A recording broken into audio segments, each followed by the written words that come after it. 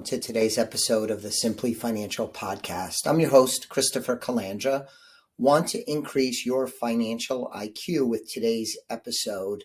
Today's episode, it's a little bland. I wanted to talk about a law that was passed on December 23rd, 2022. It's called or nicknamed the Secure Act 2.0. Technically, it's called the Consolidated Appropriations Act. Again, pretty dry. Secure Act 2.0 is because the Secure Act was passed back in late 2019, and this carries on a lot of the provisions. Please understand, I just want to give a brief overview of the key provisions. This is a summary, not a deep dive. So I want to talk about 5 key provisions. Number 1, required minimum distributions. Beginning in 2023, RMDs, required minimum distributions, the age that needs to begin is increased from 72 to 73. Some of you may remember that for the longest time, it was 70 and a half. That changed with the Secure Act passed in 2019. So it goes to 73 in 2023. Additionally, it goes to age 75 automatically when we get to 2033. Also of note is that the penalty is going down. So if you don't take the correct amount of money out or you don't take your RMD, the penalty forever and a day has been a 50% penalty. So if you were supposed to take out $1,000 and you didn't, the IRS penalty would be 50% or $500. That's going down to either 25% or 10%, depending on the circumstances. So number 1, required minimum distributions. Number 2, catch-up provisions. So it has been established for a while now that when you get to age 50 and older, you're able to contribute more to your retirement accounts. That has been enhanced with the Secure Act 2.0. In 2023, if you're age 50 and older, you could contribute as a catch-up $7,500 on top of the normal 401k contribution limit of $22,500, meaning an individual that's 50 and over in 2023 combined can contribute up to $30,000. Pretty large limit, I think. It actually increases in 2025. You could get a $10,000 catch-up, and that is for age bracket between 60 and 63. So they added a little bit of complexity into this catch-up provision feature. One thing that I think is positive is that it's now indexed for inflation. So these limits for retirement accounts go up automatically based on a metric tied to inflation. The catch-up provision was not, so you needed an act of Congress signed into law to get an increase. Moving forward, it will be indexed to inflation, so it will go up at routine intervals like other parts of the retirement plan contribution spectrum. One other thing is that in 2024, earners, people that make over $145,000, if they want to make a catch-up contribution using the limits I just talked about, they can do so, but they will have to do it by using their Roth 401k feature, meaning they can't take a tax deduction for it. It has to go into Roth. So that is, again, noteworthy. So first, we talked about required minimum distributions. Second, catch-up provisions. The third thing I want to touch on is student loans. This probably deserves more of a discussion. I just want to hit the high notes. But beginning in 2024, student loan payments can be eligible to count as retirement plan contributions. I know that's weird, but whatever. This would make those student loan payments qualify, perhaps, for employer matching contributions. So that would allow a circumstance where employees can get retirement contributions into their 401k from their employer matching contributions without them actually contributing to the retirement account. Instead, in lieu of contributing to the retirement account, their student loan payments would count towards that. So that's for the student loans. I don't like this feature. Actually, truth be told, I don't like much about this, but I do want to report it because it is important and it does open up some planning possibilities that need to be taken into account. So student loan qualifying for matching contributions is number 3. Number 4 is emergency savings. Beginning in 2023, generally, you can take $1,000 out of your retirement savings if you're under the age of 59 and a half and avoid the normal 10% early withdrawal penalty.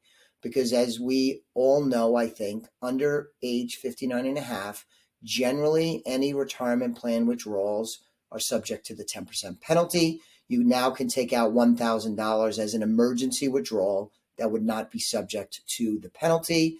It would be subject to any taxes, federal and state, that are due, but you can escape the 10% penalty.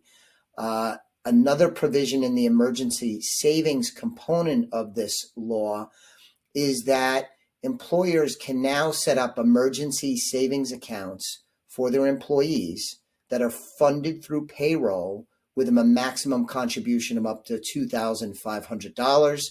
I guess they're trying to encourage savers and employees to build up an emergency fund so that if there's an unexpected expense, they have some money available. I can understand the logic behind this. There's a lot of research that shows that the vast majority of American families would be in a bind if they had an unexpected expense or an interruption in income. And that's kind of sad. I'm not sure if the solution is to have the employer take on the responsibility doing it through payroll, but that's what is done in the Secure Act 2.0. The last of the 5 points. And for most of you listening, this will not be important, but for those of you that are entrepreneurs and small business owners, this may be very important. And it addresses long-term part-time employees. So in 401ks now, generally, if you're an employer and you have employees that work less than $1,000 per year, you can exclude them from participation in the 401k. And this is pretty standard. Employers do not have to have the 1,000 hour limit, but it's very, very common to have the limit. In fact, here at my firm, Elliott Wealth Management, we have the 1,000 hour rule.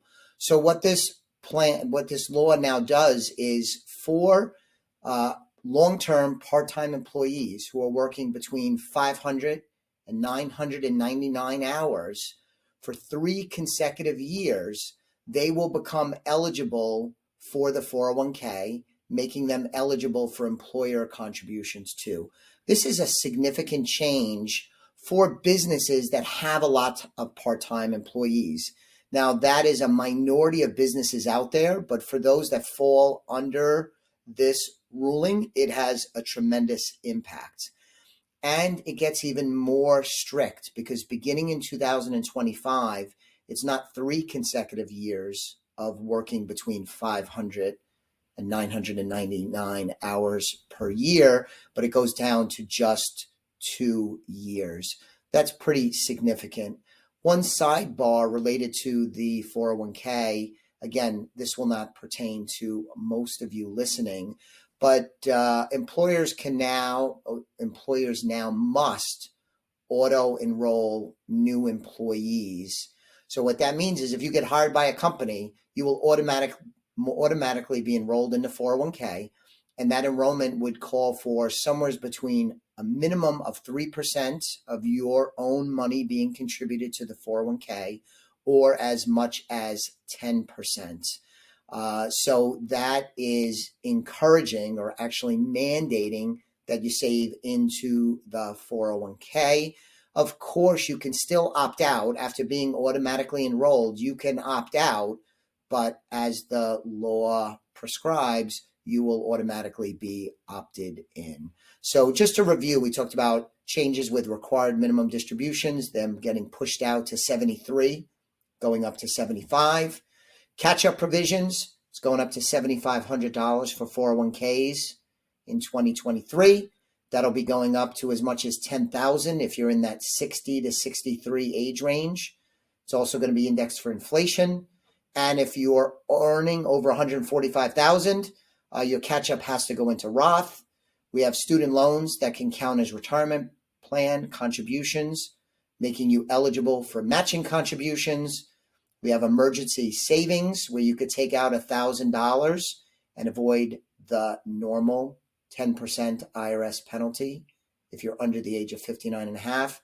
And then lastly, long-term part-time employees. If you work over 500 hours but less than 1,000, you're likely, if you do that over 2 or 3 years, depending on the year, to become eligible for your employer 401k.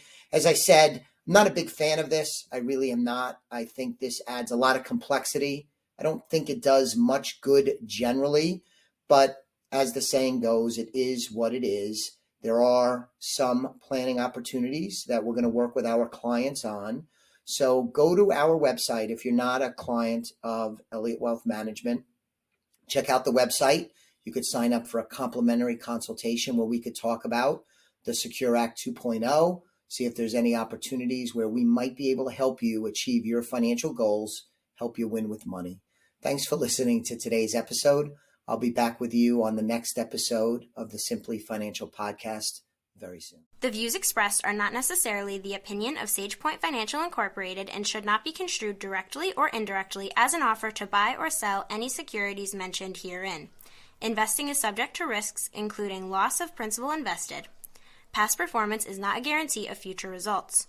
No strategy can assure a profit nor protect against loss. Please note that individual situations can vary. Therefore, the information should be relied upon when coordinated with individual professional advice. Please note, the information being provided is strictly as a courtesy. When you link to any of the websites provided here, you are leaving this website. We make no representation as to the completeness or accuracy of the information provided at these websites, nor is the company liable for any direct or indirect technical or system issues or any consequences arising out of your access to your use of third-party technologies, websites, information, and programs made available through this website. When you access one of these websites, you are leaving our website and assume total responsibility and risk for your use of the websites you are linking to. Securities and advisory services are offered through SagePoint Financial Incorporated, member FINRA SIPC. Insurance services offered through Elliott Wealth Management, LLC, not affiliated with SagePoint Financial.